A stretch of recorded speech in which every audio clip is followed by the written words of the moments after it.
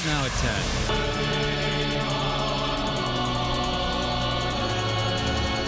An outpouring of love for Father Ted every step of the way. There goes a tremendous man. Notre Dame students line the processional route for Father Hesburgh. I'm Eric Crouch. Find out why it was so important that they be here today. Father Hesburgh's final journey ended here. I'm Alexis Gray, and I'll have a wrap-up of his burial ceremony. And I'm Veronica Jean-Seltzer. Father Ted lived a full life. I'll show you how dignitaries and others came together to celebrate that life at his memorial tribute. Plus, welcome home. I can't believe it. It's crazy. This day's finally here. Cameras roll as Indiana troops get a hero's welcome. And I'll let you know when we're going to be warming back up into the 30s and maybe even the 50s. The news starts right now. This is Fox 28 News at 10.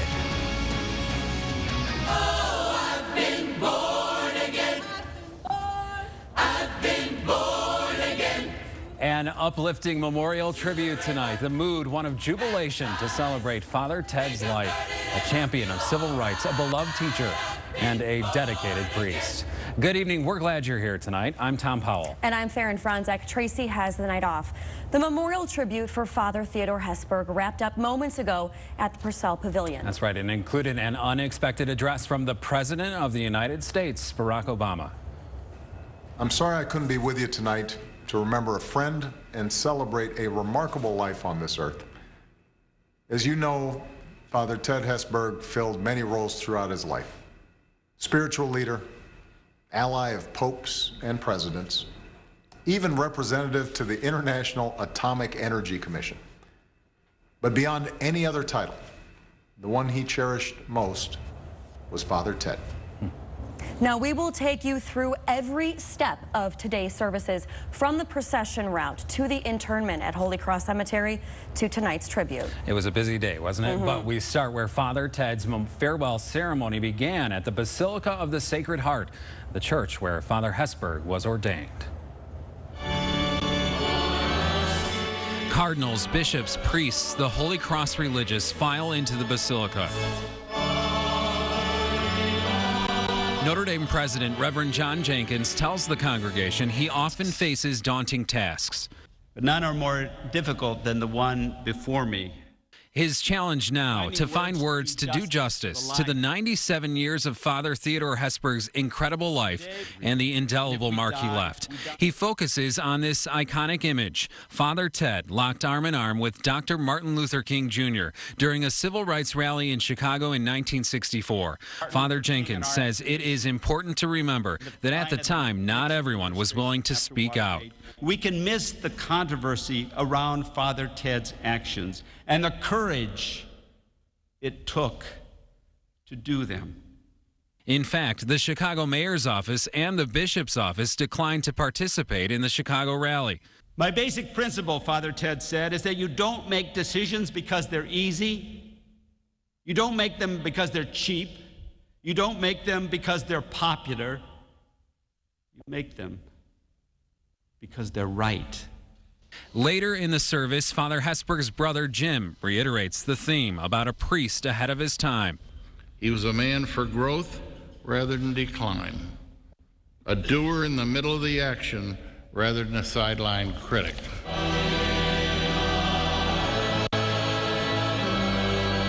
It was only fitting to say goodbye to Father Ted as the choir sings the alma mater to his beloved Notre Dame. We loved you, Ted. We now commend you to the God whom you served so faithfully. We will miss you.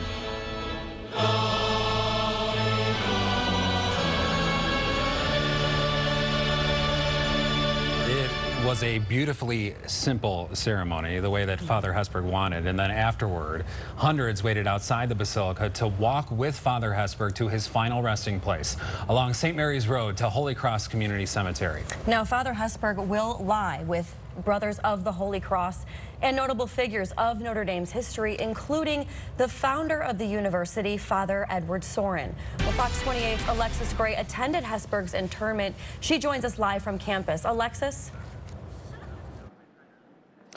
Farron, around 4 o'clock this afternoon, Father Ted Hesburgh was laid to rest without much pomp and circumstance. It was a simple ceremony for a simple man. But the sheer number of people standing in and around that ceremony serving as a testament to the fact that his life was anything but simple.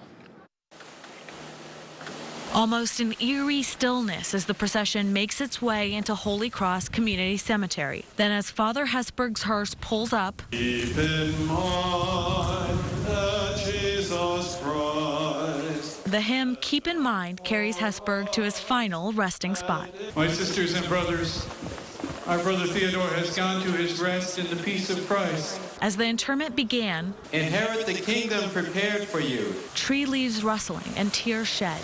The only audible sounds from a sizable crowd lining the horizon. Grant that our brother Theodore may sleep here in peace until you awaken him to glory. Buried among his brothers of the Holy Cross. We commit his body to the earth from which it was made. Lord, have mercy. The ceremony ended swiftly. May he rest in peace. Amen. The procession leaving as quietly as it came.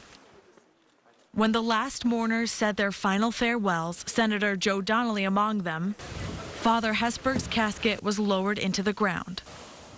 At long last, a restless soul rests in peace. It was almost eerie how quickly that graveyard cemetery ended. Within minutes, Father Hesburgh's coffin was completely covered, and Holy Cross Cemetery returned to its normal peace and quiet. Farron, Tom, back to you.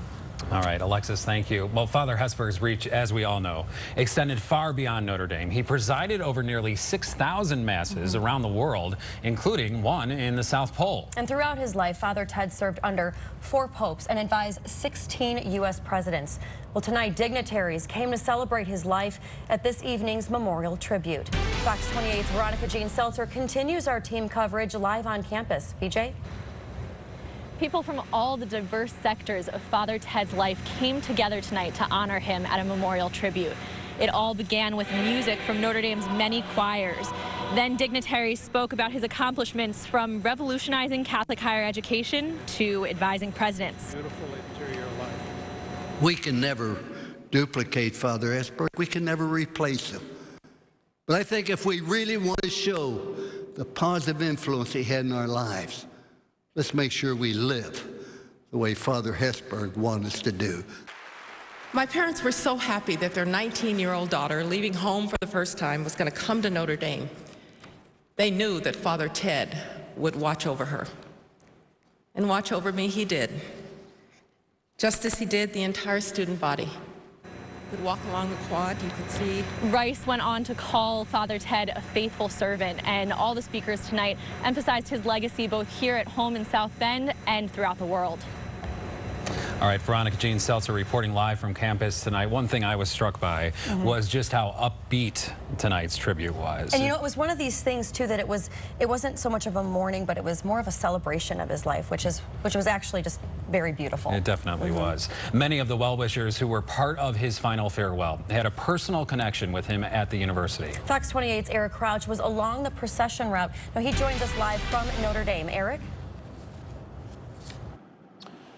Yeah, guys, Notre Dame students, faculty, and alumni lined both sides of St. Mary's Road to pay tribute to a man who is synonymous with this university.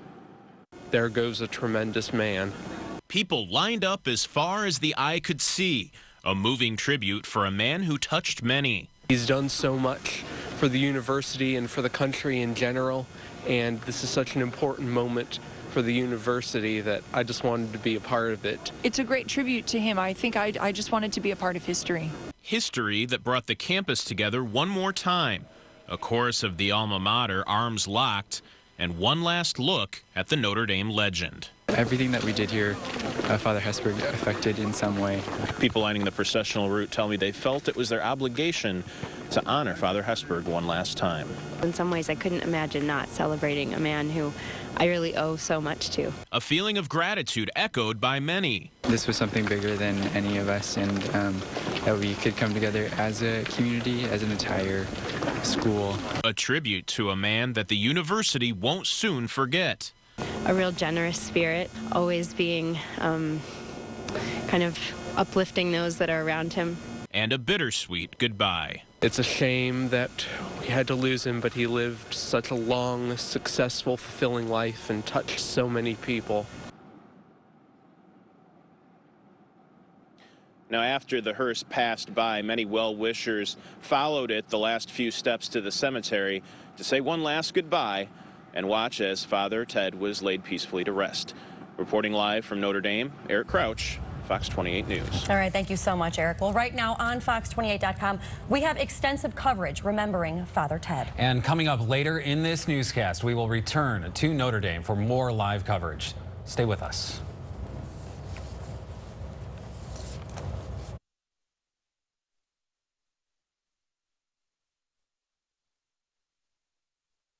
You're watching Fox 28 News at 10. Now back to Tom and Tracy. The Ferguson, Missouri Police Department now faces a list of 26 changes that must occur. Now, they include putting a system in place of true community policing and taking steps to reduce prejudice. Now, as Polo Sandoval reports, the changes are part of the Justice Department's findings of a pattern of racial bias. Accusations against the Ferguson Police Department went national last summer. Some people in the St. Louis suburb accused their police force of unfairly targeting African Americans. Well, today, the federal government says many of those allegations are true. A scathing new Justice Department report concludes Ferguson PD engaged in a pattern and practice of discrimination against African Americans. Findings of the civil rights investigation reveal racist jokes shared among Ferguson officers and court officials. Statistics show a disproportionate arrest rate among black citizens between 2012 and 2014, and an excessive number of traffic stops despite Ferguson's 67% African-American population. This investigation found a community that was deeply polarized, a community where deep distrust and hostility often characterized interactions between police and area residents. Attorney General Eric Holder ordered the federal probe following the police shooting of Michael Brown in August. A second report issued by the DOJ effectively closes the book on the Ferguson officer who killed Brown. Federal prosecutors say Darren Wilson's actions did not violate any civil rights. To all those who have closely followed this case and who have engaged in the important national dialogue that it has inspired, I urge you to read this report in full. Ferguson officials say they're still poring over the report and would respond soon. In Washington, I'm Polo Sandoval, Fox 28 News. The parents of Michael Brown issued a statement saying they're disappointed no criminal charges will be filed against Officer Darren Wilson. They say they were encouraged, though, that the police department will still be held accountable. Now, if you'd like to read the full Department of Justice report, we have it for you on our website, fox28.com. The man investigating the deadly 2012 killings in Benghazi is demanding Hillary Clinton's personal emails from that time. Clinton was Secretary of State when the U.S. ambassador to Libya was killed. Clinton's emails are being subpoenaed now that it's been revealed she did not have a government account, but rather used a personal email account to conduct government business. The U.S. ambassador to South Korea, is in the hospital tonight after an attack in Seoul. The country's news agency is reporting that Mark Lippert was injured this morning on his way to attend a lecture. U.S. officials confirmed the attack. They say his injuries are not life-threatening. Officials also say the attacker was arrested immediately. Lippert was confirmed as the ambassador in September. President Obama thanked Congress today as he signed the bill to fund the Department of Homeland Security. Now, it will be funded through September without restrictions tied to the president's executive order on immigration. They keep us safe every single day, and we want to make sure that they've got the resources and support they need to do the job. Obama said Congress took far too long approving the funding. If the new bill had not been signed, the department would have run out of money this Friday. Well, for the third time, the Affordable Health Care Act is being challenged by the U.S. Supreme Court. And justices heard a case that argues Obamacare subsidies are only allowed in states that run their own health care marketplace. And the plaintiffs argue that there is a better way to fund health care for Americans. There is no reason to force millions of us to pay tax penalties if we don't join a government program. If the court agrees, subsidies would end for 5 million people in 34 states that rely on the federal government to run their marketplaces or exchanges. Indiana would not be one of them. President Obama's third veto will stand. Earlier today, the Senate failed to pass an override of his veto of the Keystone Pipeline bill. Proponents of the bill say it would have created jobs. Opponents say it would have wrecked the environment. We have continuing coverage tonight as Notre Dame says goodbye to a legend. We go back live to campus. Our reporters will give their final thoughts on Father Ted's Day of Remembrance. Also ahead on the news at 10, you've probably seen him out at a game yourself. Coming up, we'll tell you about a well-deserved honor for Fox 28's Dean Hupper. But first, a lot happening nationally, including an admission out of the Boston bombing trial.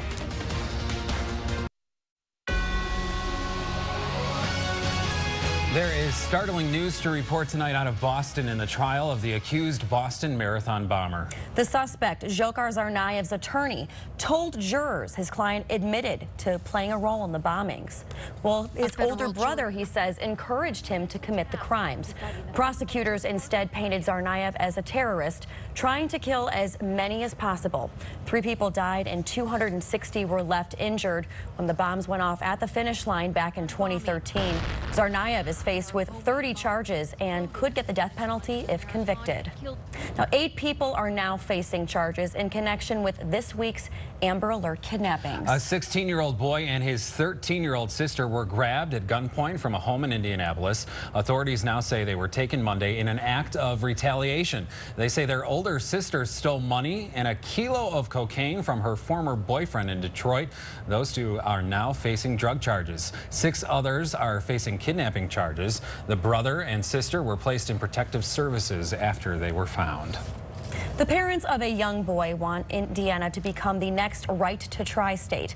Fox's Matt Smith explains that it allows terminally ill patients to try experimental treatments that are not approved by the FDA.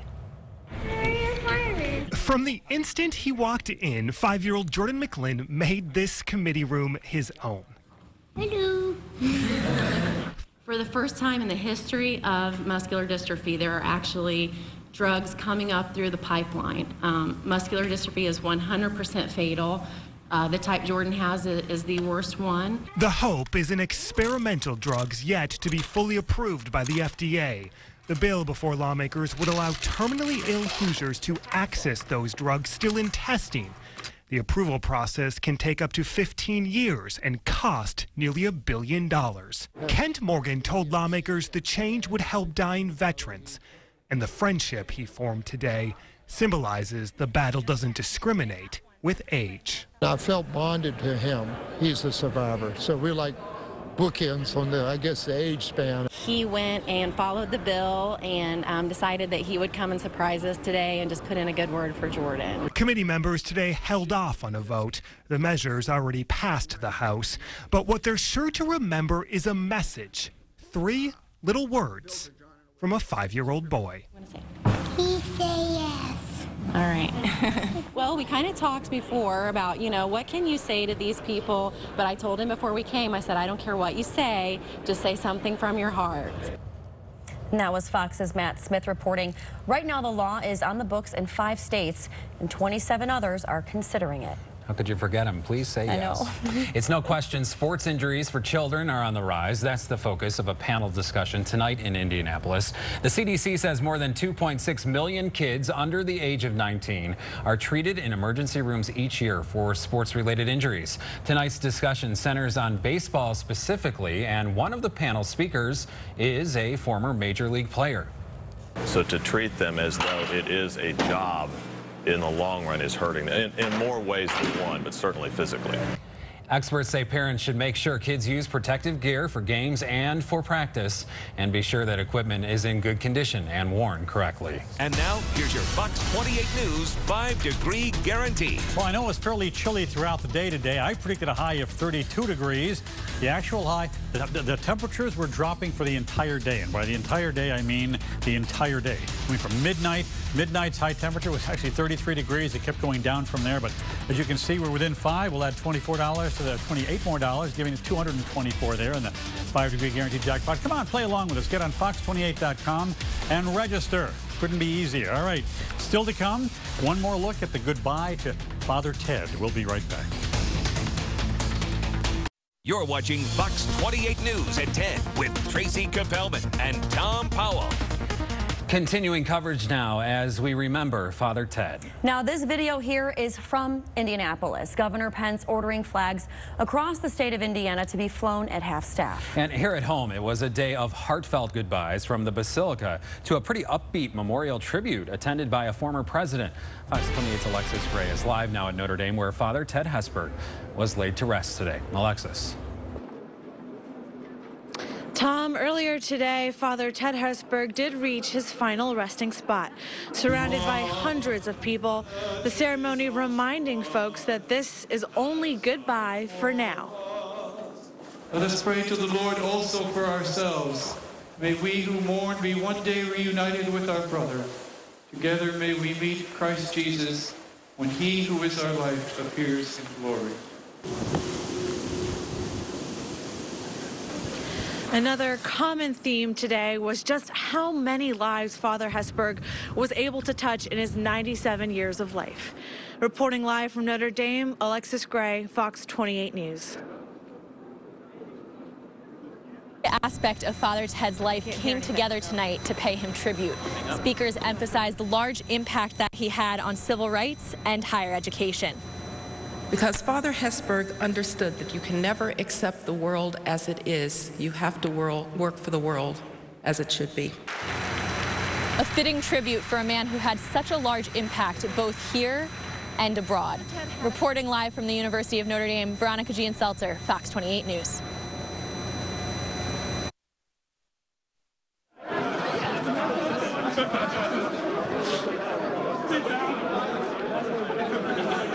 Eric Crouch with you here from Hesburgh Library as Fox 28's live coverage continues, and we're joined by dozens of Notre Dame students that are smoking. I'm joined now by Ryan to tell me a little bit about what's going on here. Yeah, so Father Ted was known to enjoy the occasional cigar on the 13th floor of the library, and so to kind of pay homage to him, we wanted to come here and smoke the occasional cigar and kind of show how we show our support for Father Ted and the Notre Dame community. And guys, they found out from this, a Facebook event was created. There are actually hundreds of students here earlier singing the alma mater. It's dwindled down to just a few, but what a fitting way to end the night. Reporting live from Notre Dame, Eric Crouch, Fox 28 News. That is a fitting way. They've mentioned that several times during the remembrances about the cigar. There's so many students actually that said when they would go visit him, I mean, there was a girl, I remember a student from Cuba where she was saying he gave her a cigar and was like, give this to your dad. And Father Jenkins' last conversation with Father Ted was at the retirement home, and that's where they, well, Father Ted had a cigar. I don't think Father Jenkins had. Probably not, no. We have extensive coverage for you online right now at fox28.com. All you have to do is go to our website, fox28.com, and click on the banner Remembering Father Ted. In sports tonight, a couple of honors to tell you about, including one for a very special member of the Fox 28 team. But first on the news at 10, coming home, the scene at Indianapolis International Airport as soldiers greet their families.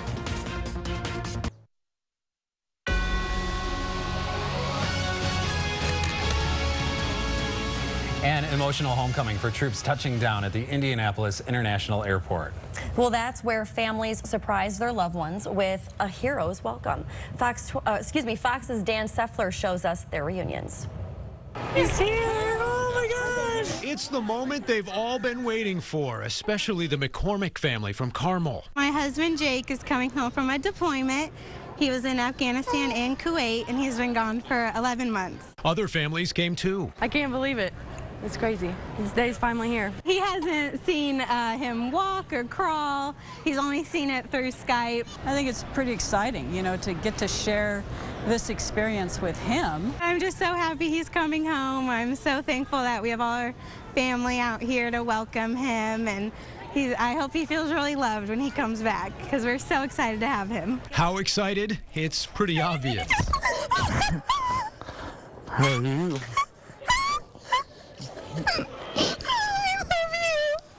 I miss you.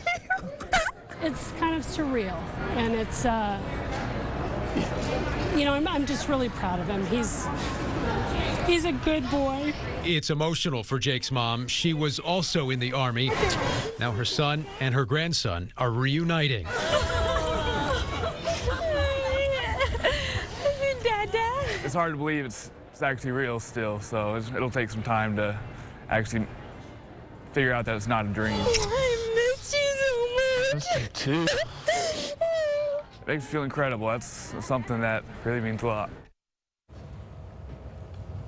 And that was Fox's Dan Seffler reporting. Now, the soldiers you saw there are with the 961st Engineer Company. They're Army reservists based near Cincinnati, but they include soldiers from all over the region. Now, one issue those soldiers coming home might face, their mental health. It was the topic of an event today hosted by First Lady Michelle Obama. She spoke about the importance of taking just as much care of their mental health as they do their physical health, and for veterans to speak up if they need help. It's also important to note that the veterans who do struggle are not alone. The nonprofit Give an Hour is behind the campaign, which is titled Change Direction. Michigan's new head coach is saving more than the football team. Now, according to WDIV TV, Jim Harbaugh and a fellow coach were driving when they saw a car slide off the road and flip over into a ditch. They stopped to help the 73-year-old passenger and the 53-year-old driver. The women were taken to the hospital with only minor injuries. I know a lot of people, Michigan fans in the newsroom, are excited about Mr. Harbaugh. Everything's going right so far, right? Absolutely, and especially right for you, too. We have a big award to talk about that you're getting. We'll talk about that later, though. That's a good tease, right? I suppose it is. Yeah, we're talking a little basketball tonight, though. Yeah, a lot of high school stuff going on and a few big awards for the Notre Dame women's team. It's all coming up next.